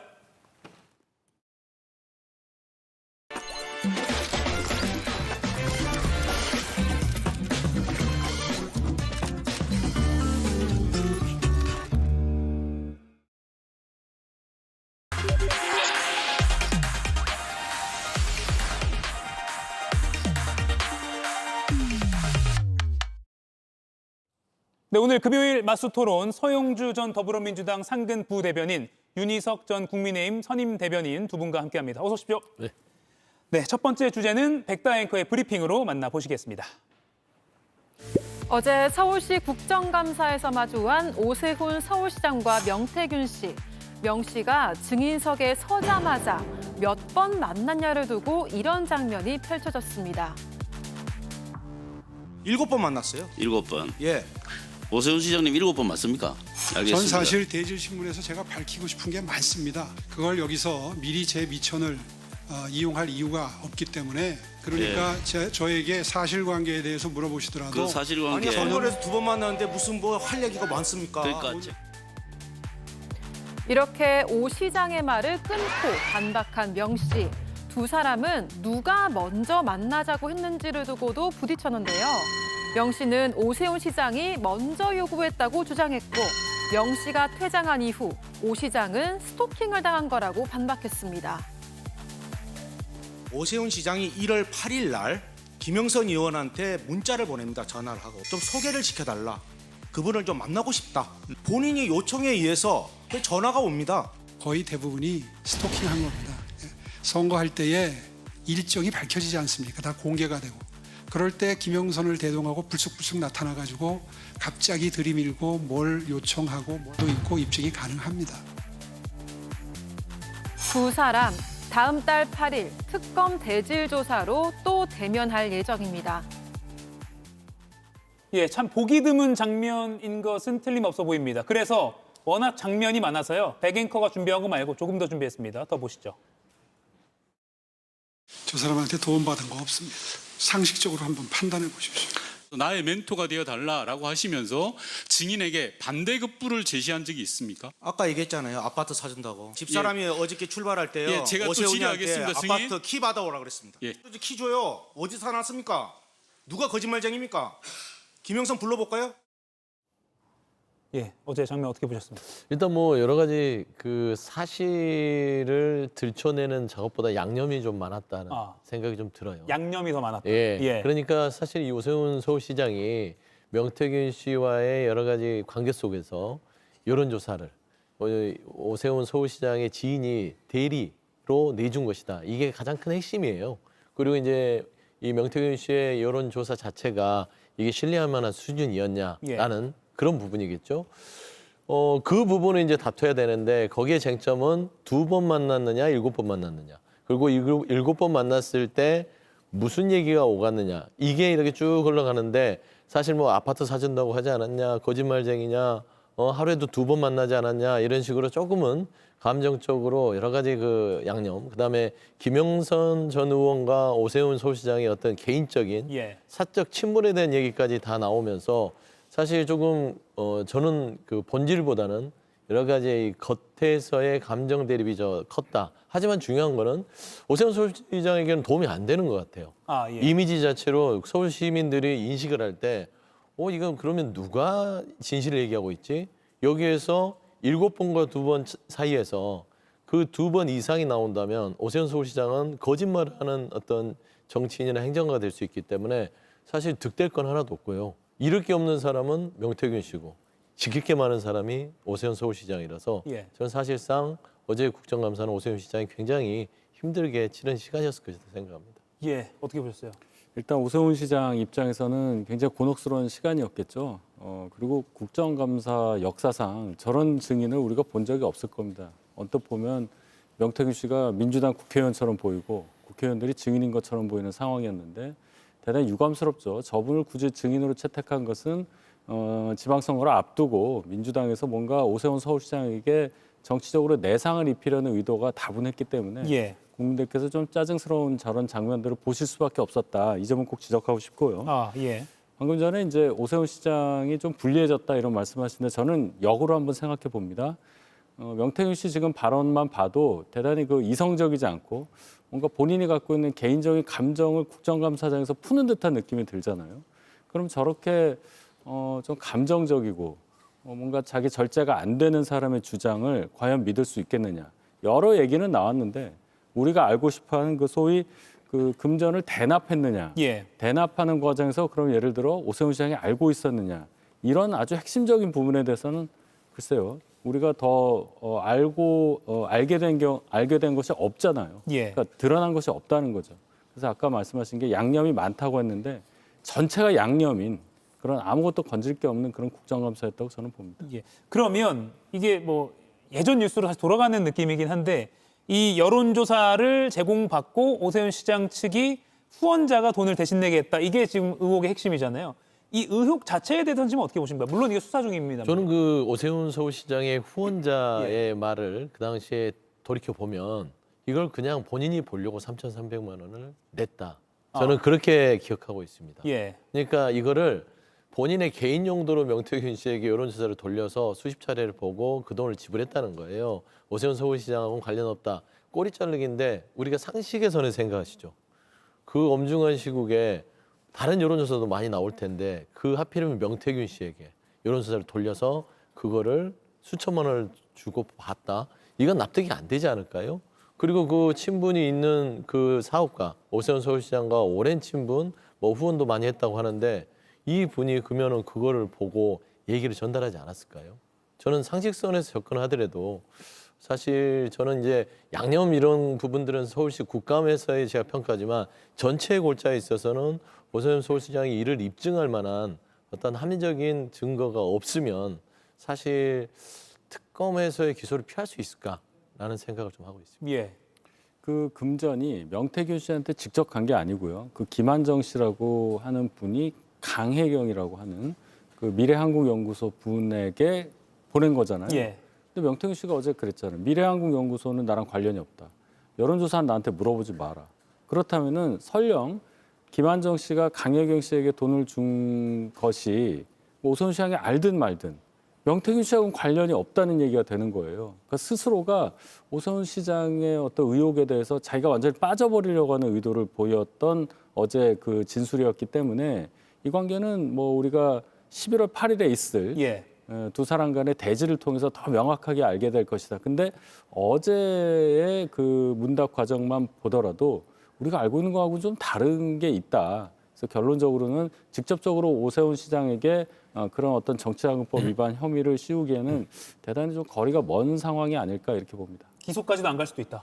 그렇죠. 지금 예를 들어 명태균 씨 얘기를 하면 나는 관련이 없다는 얘기예요. 다만 감정적으로 오세훈 시장과 뭐 2번을 만났네, 7번을 만났네 하는 과정에서 예. 본인을 무시했다는 게 지금 저 골자예요. 제가 보니까 예. 자기 이름도 제대로 기억 못하고 명함 줬는데 잃어버린 것처럼 그런 식으로 나를 무시했다가 어제 그 국정감사장에서의 명태균 씨 감정 폭발의 원인으로 보거든요. 예. 그것과 오세훈 시장에 대한 어떤 사법 처리 이거하고는 전혀 관계가 없는 얘기거든요. 그래서 우리는 뭔가 알고 싶어하는 것을 보기 위해서 국정감사를 봤는데 엉뚱한 영화를 본 거다 그렇게 생각합니다. 물론 어제 근데 명태균 씨 증언을 들어보면 무슨 식당에서 언제 만났다, 무슨 식당, 제가 음식은 잘 기억이 안 납니다. 네, 순댓국, 장어. 예, 굉장히 장어집. 구체적으로 예. 무슨 동에 무슨 식당. 그렇습니다. 그러면 거기 가서 영수증을 뭐 확인해 본다거나 특검 수사가 그렇게도 갈 수 있겠네요. 근데 좀 오랜 시간이 지나서 그게 예. 확인 가능할지 모르겠으나 아마 특검에서 그런 부분을 다 확인했을 가능성도 높죠. 아, 예. 그렇기 때문에 대지신문을 통해서 누가 거짓말하는지를 가릴 생각으로 특검이 오세훈 서울시장의 대지신문을 받아들여줬던 것 같고요. 사실 지금 명태균 씨는 서울시 국감도 그랬고 김건희 씨의 재판에 증인으로 출석해서 본인은 똑같은 행태는 예. 본인은 빠지고 싶은 거예요. 왜냐하면 김건희 씨가 그 공천 개입과 정치 자금에 대한 여론조사의 어떤 돈을 줬다는 부분에서 빠져야만 김건희라는 사람이 그 본인과의 관계가 아주 순수해야만 자기가 법적 처벌을 안 받기 때문에 계속해서 김건희에게도 정치를 모른다. 아무것도 모르는 사람이다. 이런 식으로 얘기를 증언을 하잖아요. 말씀한 대로 오세훈 서울시장도 그래요. 그렇지 않습니까? 미래연구소와 나는 상관이 없고 그 돈이 나한테 오지도 않아. 그러면 나는 이 사건과는 무관하다. 그러면 결국에는 본인의 법률적인 책임을 피하기 위해서 조금 방어권을 행사하는 어떤 발언들이 다소 있지 않았냐 싶지만 또 이제 특검에 가서 대질신문이 들어가면 다르죠. 왜냐하면 특검은 말씀한 대로 뭐 식당 주소라든지 만남 계좌를 추적한다든지 김한정 씨에 대한 조사를 이미 다 마쳤기 때문에 하나하나 증거를 내밀면서 두 사람에게 물어봤을 땐 좀 지금 국감장이나 재판장의 증인석에서 했던 진술과는 다른 결과가 나올 수 있지 않을까 예. 보입니다. 어제 오 시장도 내 패를 여기서 다 보일 필요는 없다고 생각한다 하면서 말을 아꼈잖아요. 네, 예, 그러니까 결국 다음 달 8일을 지켜봐야겠네요. 그렇죠. 7번이고 2번이고 그건 별로 중요하지 않아요. 뭐 5번 만났다고 증명이 되면 그것과 오세훈 시장과 금전 송부 그것과 무슨 관련이 있겠어요. 그러니까 우리가 자꾸만 7번 만났는데 2번 만났다고 축소하는 것을 보니 뭐가 있나 보다. 이런 식의 추측을 하는 거잖아요. 전혀 과학적이지 않다고 생각합니다. 예. 그런데 어제 국감에서의 오세훈 시장과 명태균 씨의 이 일종의 공방이 주목을 받았던 이유는 당연히 내년 6월이 의식이 안 되지 않기 때문입니다. 오늘 정청래 민주당 대표도 오세훈은 끝났다라고 하면서 오 시장을 정조준했습니다. 오 시장의 리더십에는 타격이 좀 있을 거라고 보세요? 두 가지가 있죠. 예. 첫 번째는 어제 서울시 국감에서 명태균과 오세훈 서울시장이 엮여 있구나라는 인식을 그래도 서울시민과 국민들한테 줬다는 거. 예. 그게 좀 사실 정청래 대표가 얘기했듯이 끝날 정도는 아니지만 좀 상처는 입었다. 그다음에 두 번째는 이제 11월 8일까지 또 본인의 수사가 남아 있고 대질시민 이후에 검찰에서 쏟아질 기사들이 또 결국에는 정치적인 데미지를 입게 돼 있어요. 두 가지입니다. 첫 번째는 뭐 7번, 2번 이런 부분들은 법적 책임을 지는 부분은 아니에요. 하지만 정치적 책임을 져야 될 부분입니다. 예. 왜냐하면 거짓말을 했구나. 그리고 명태균 씨가 먼저 만나자고 스토킹을 했다고 주장했으나 특검 수사에서 명태균이 먼저 만나자고 하지 않고 오세훈 서울시장이 접근했다면 이건 거짓말 프레임에 들어가기 때문에 정치적 타격이 큽니다. 두 번째는 말씀한 대로 3,300만 원의 돈 자체가 대남이 됐다면 여기서부터는 이제 법적 책임이 들어가는 것이죠. 예. 그래서 오세훈 서울시장이 이 부분은 그냥 뭐 패를 숨기고 들어가서 어떤 패로 해결할지 모르겠으나 지금까지 현재 스코어는 그렇게 썩 밝아 보이지는 않는다. 예. 그렇습니다. 지방선거 영향 어떻게 보세요? 정청래 대표 말씀이 너무 과해요. 뭐 끝났다. 뭐 정상적인 사회생활이 보장이 안 된다. 뭐 그렇게까지 얘기할 일입니까? 나온 게 하나도 없는데요. 그러니까 오세훈 시장을 그만큼 많이 의식하고 있다는 거는 충분히 알겠는데 저렇게 말씀을 세게 하신다고 해서 그게 무슨 타격이 있겠습니까? 그것도 발언자가 정청래 대표인데 뭐 한두 번도 아니기 때문에 그거 가지고 평가할 건 아닌 것 같고 이런 의혹이라는 것은 뭐 큰 정치인에게는 늘상 있을 수밖에 없다고 봅니다. 그런데 중요한 건 이 의혹이 발생된 지가 우리가 접한 지가 한 1년 가까이 되는데 처음에 우리가 알게 됐었던 것 이상으로 진전되게 그동안 없어요. 그럼 왜 없을까? 아주 간단한 얘기 아닙니까? 김한정 씨라는 분이 돈을 보냈는데 오세훈 시장과 연관성이 있어서 이거는 대납으로 볼 수 있다. 이것만 알면 되는데 나온 게 없잖아요. 그렇기 때문에 이 사항에 대해서 이렇게 섣불리 어제 뭐 국정감사장에서 명태균 씨가 열변을 토했다고 해서 오세훈 시장이 뭐 큰 타격을 받았다든지 뭐 끝났다든지 예. 이렇게 판단하고 발언하는 것 자체가 그만큼 민주당에서 굉장히 이 선거를 어렵게 보고 있다. 이걸 방증하는 것이라고 저는 생각합니다. 예, 참고로 오세훈 시장이 정청래 대표의 응수에 사기범죄 피의자 명태균 사건은 수사로 진실이 밝혀질 것입니다. 정청래 대표님, 제 일은 제가 알아서 할 테니 국민께 던진 부동산 폭탄이나 회수하십시오라고 하면서 다시 반격의 글을 올렸다는 점도 함께 말씀을 드립니다. 부동산을 언급했는데요. 그래 저희 두 번째 토론 주제도 부동산입니다. 두 번째 주제, 부동산 실언, 정치권 영향은이라고 잡아봤습니다. 먼저 오늘 아침에 발표된 한국갤럽 여론조사 한번 살펴보겠습니다.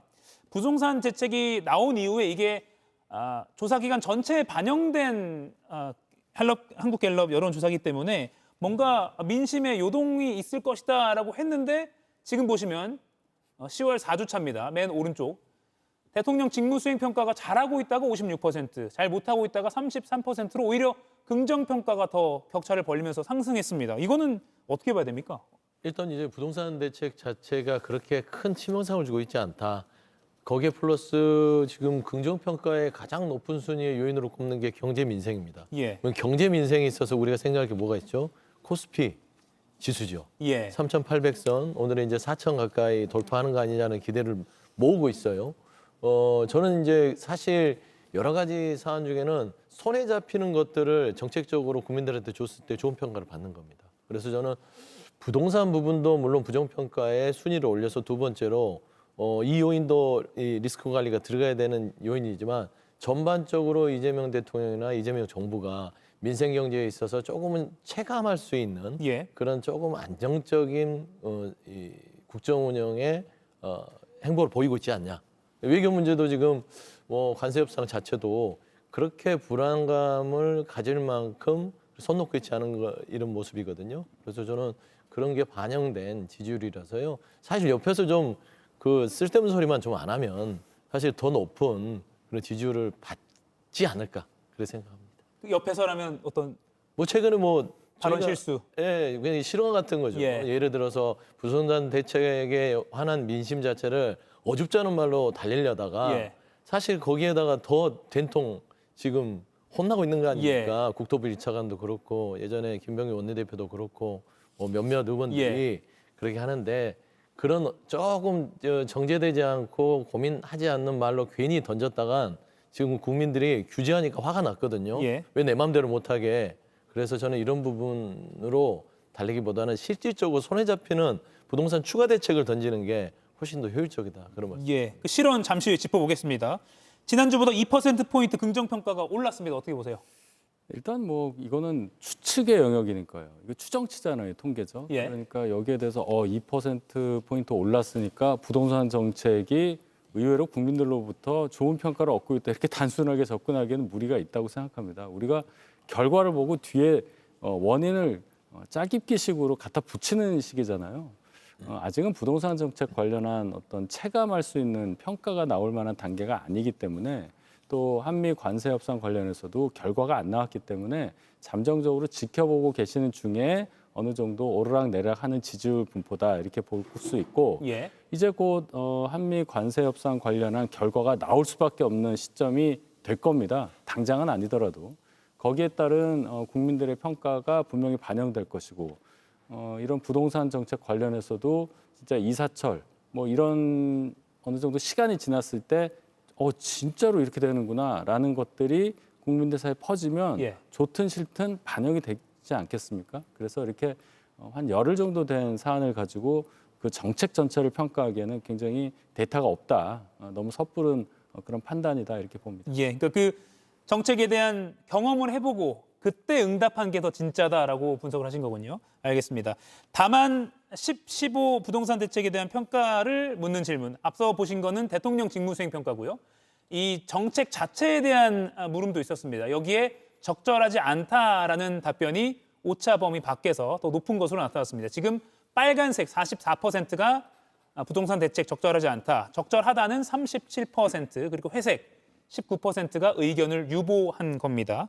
자, 그렇다면 이 대통령 부정평가 이유 중에서도 부동산 대책이 두 번째로 높은 순위로 꼽혔기 때문에 버무려서 한번 해석을 해보면 정부 여당을 지지하는 쪽은 그나마 부동산 정책이 좀 후하게 보는 거 아닌가? 그리고 야당 지지층은 이 부동산 대책에 대해서 더 좀 부정적으로 보는 거 아닌가? 그러니까 이 부동산 대책이라는 게 우리가 흔히 뭐 여야 없이 무조건 저항이 크다라고 볼 수도 있지만 여기서는 조금 정부 여당의 지지층과 야당 지지층이 갈리는 거 아닌가? 이런 의견에 대해서 어떻게 보세요? 저는 이제 정부 여당 야당보다는 예. 부동산 정책이 규제책인데 세잖아요. 예. 이거는 사람의 심리상 규제를 하면 이건 적절하지 않다고 대답할 수밖에 없어요. 저는 사실 여당 지지층 내에서도 불만이 있는 부정평가가 꽤 있다고 봅니다. 다만 제가 좀 자세히 들여다봐야겠으나 제가 추측한 바로는 이게 코스피의 이 말하자면은 코스피 그러니까 개미 투자자들이 한 1,500만 되잖아요. 이들의 실질적인 혜택이 결국엔 부동산 대책의 불만을 상쇄했다. 그렇게 보는 게 맞을 것 같아요. 예. 이게 여야의 진보 보수의 개념을 떠나서 전체적으로 부동산 대책은 부정적이잖아요. 전체 국민이. 근데 긍정평가가 올라갔단 말입니다. 그럼 여기에 대한 상쇄책이 있어야 되는데 그 상쇄책은 사실 경제, 민생에 대한 코스피 지수의 어떤 그 플러스 마이너스 상쇄가 아니고서는 이런 수치가 나올 수 없다. 그래서 저는 부동산 대책도 말씀한 대로 향후 이사 처리되고 또 이제 시간이 지나면 거기에 대해서 부작용이 나타날 수가 있어요. 저는 그런 부분들에 대한 대책을 빨리빨리 내놔야 된다. 예를 들면 전월세 문제부터도 내놔야 됩니다. 전세란이 생기기 전에 정부가 선제적으로 걱정 없이 하겠다. 월세 부분도 안정적으로 하겠다. 그다음 실소유자에 대한 대출 부분도 전체 틀에서는 규제지만 실소유자의 구간 자체는 아예 풀겠다. 이런 것들을 좀 내주면 그나마 국민들이 그래도 정말로 싼 가격에 좋은 집을 우리한테 주려고 하는구나 느낄 수 있거든요. 예. 그러니까 막 뭐 집값 떨어지면 사세요. 뭐 집 얻어서 아니 빚 얻어서 사면은 비정상입니다. 이런 얘기 하면 안 돼요. 예. 그래서 사실상 코스피가 국민들한테 인기를 얻던 부동산 정책도 굉장히 섬세하게 접근하셔라. 예. 여러 번 입단속을 강조하셨습니다. 부동산 정책이 여야 지지층 할 거 없다. 코스피 덕분이다. 이런 분석을 하셨거든요. 그렇게 볼 수 있어요. 예. 제가 주목하는 거는 저 부동산 대책만 딱 따로 떼서 방금 보여주신 저 통계가 예. 굉장히 큰 의미가 있다고 저는 생각을 하는데 예. 전반적으로 대통령 지지율이 과반이잖아요. 그러니까 50을 넘잖아요. 그런데 저 대책에 대해서는 적절하지 않다가 좀 많습니다. 예. 그러면 대통령이 운영하고 있는 국정에 대한 평가보다 부동산 대책만 따로 떼어보면 저것은 안 좋다는 거죠. 예. 국정 운영에 있어서의 위험 요인이라는 것은 확실합니다. 근데 저것이 저 대책 이제 실행 과정에서 정말 국민들이 체감할 수 있을 어떤 효과가 나타날 경우에 부정평가가 나올 경우에는 훨씬 더 대통령 지지율에 영향을 주겠죠. 코스피도 지금 많이 오르니까 굉장히 좋은 평가를 받을 수 있다고는 보는데 이게 이제 실물 경제의 성장이라든지 이런 것에 기반한 지수 상승이면은 정말 환영할 만한 일인데 예. 유동성 공급 때문에 저는 그 환율이 높아져서 외국인들이 이 상대적으로 싸진 한국 주식을 많이 산다. 또 반도체 또는 뭐 특정 부분에 좀 쏠려 있는 현상이라고 보는데 조금이라도 거기에 대해서 타격이 있을 만한 일이 벌어지면 예. 또 지수가 금방 또 많이 떨어질 수 있단 말이에요. 그때 과연 버틸 수 있는 지지율이 될 것이냐 이것은 봐야 한다. 빨리 올라간 것만큼 빨리 떨어질 수도 있으니까 예. 이 두 가지 경제 지표 관련한 부분에 대해서는 섣부른 판단을 하기가 어렵다고 저는 생각합니다. 예.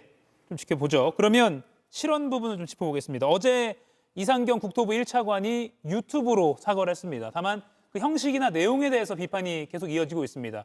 유튜브로 댓글창도 닫고 기자 질문도 안 받았다. 또 배우자 탓을 했다. 어제 사과에 대해서 어떻게 보세요? 경질론까지 계속 오늘도 나오고 있거든요. 앵커께서 지금 지적한 게 다 맞죠. 예. 그러니까 형식이나 내용 자체가 그러니까 사과를 할 때는 그 형식과 내용 자체가 굉장히 명료해야 됩니다. 그래서 누가 보더라도 정말 그 마음속으로 미안한 감정을 갖고 있곤 해야 되는데 저는 이제 뭐 형식 부분들에 대해서는 불가피하게 어떤 게 그렇게 선택했는지 모르겠으나 부족해요. 유튜브로 하는 것도 그렇고 뭐 댓글창을 닫는 것도 좀 일반적이지 않는다. 근데 내용 자체가 이게 안 하니 못하게 됐어요. 그냥 본인이 저지른 일에 대한 본인의 사과인데 갑자기 배우자 탓을 해버리니까 왜 잘 결심을 해놓고 그렇게 또 배우자 탓을 해버립니까? 그래서 저는 거기에 플러스 사과는 말로만 하는 게 아니다. 행동을 보여줘야 된다라는 측면에서 집을 처분하도록 하겠습니다. 라든지 이런 좀 결단을 보여줄 수 있으면 훨씬 더 진정성이 있지 않았을까 싶은데 지금 이상경 국토부 1차관에 대한 경질론 높습니다. 그런데 사퇴하라고 해도 할 말 없을 거예요.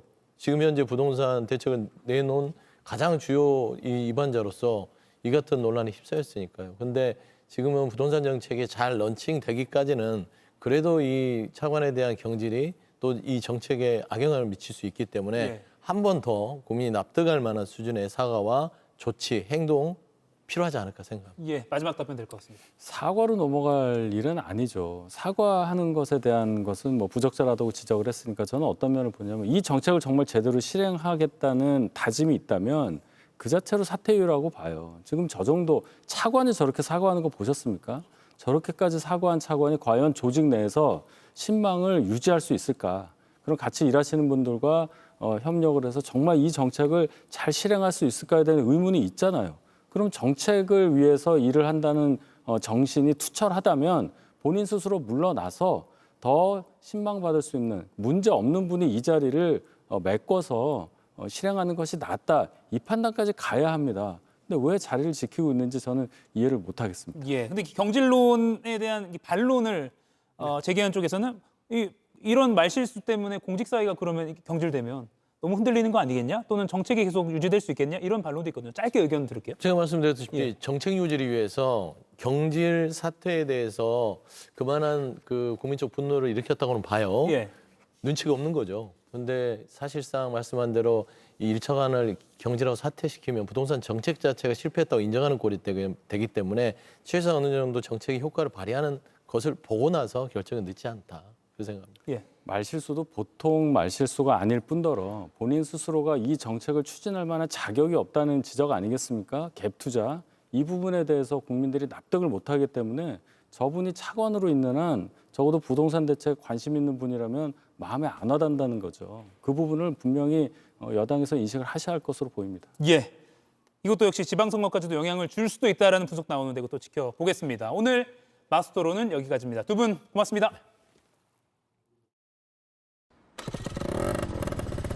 잘 나가는 메뉴 전부 타! 배민 푸드페스타! 기대해도 좋다! 모든 SUV는 목적을 가지고 설계됩니다. 모험을 위해, 안전을 위해, 가족을 위해. 팰리세이드는 그 이상의 이야기를 하려 합니다. 당신이 더 넓은 세계를 품을 수 있도록. 세상을 품는 힘. 팰리세이드. 국가대표, 대한민국 1위로 머물러선 안 된다. 한계를 넘고 또 넘어야 한다. 세계란 무대에서 국가대표란 이름으로 국가대표 디지털 자산몰에서 업비트. 3년 전 이태원 참사의 원인은 복합적입니다. 대통령실 용산 이전 탓에 그 주변으로 경찰들이 집중 배치되다 보니 같은 관내인 이태원은 소홀해진 것도 원인 중 하나입니다. 또 재난안전법령을 기계적으로 따른 것도 원인입니다. 이 법령만 보면 주최자가 없는 행사엔 안전대책 수립이 의무는 아니었던 탓에 당시 경찰과 용산구가 충분히 대비하지 않았습니다. 이런 기계적인 행정은 곧 소극적인 대처로 이어집니다. 캄보디아 범죄 조직에 감금됐다 탈출한 국민들이 현지 한국 대사관에 도움을 요청했다가 업무 시간이 아니다며 문전박대 당했다는 사례들이 떠오릅니다. 법령상 의무가 아니니까, 정해진 업무 시간이 아니니까. 하지만 헌법에는 국가가 국민의 안전을 위해 적극 대처할 의무, 그리고 재외 국민을 보호할 의무가 이렇게 명확히 적혀 있으니 이 헌법 조항만 기계적으로 적용해도 비슷한 피해는 반복되지 않을 겁니다. 오늘 한 컷이었습니다. 국가대표, 대한민국 1위로 머물러선 안 된다. 한계를 넘고 또 넘어야 한다. 세계란 무대에서 국가대표란 이름으로 국가대표 디지털 자산몰에서 업비트. 회복이 필요하다면 시작하자. 트리플러스 오메가3 이뮨 우먼. 세노비스의 최신 영양과학으로 체력과 정상적인 면역 기능의 차이를.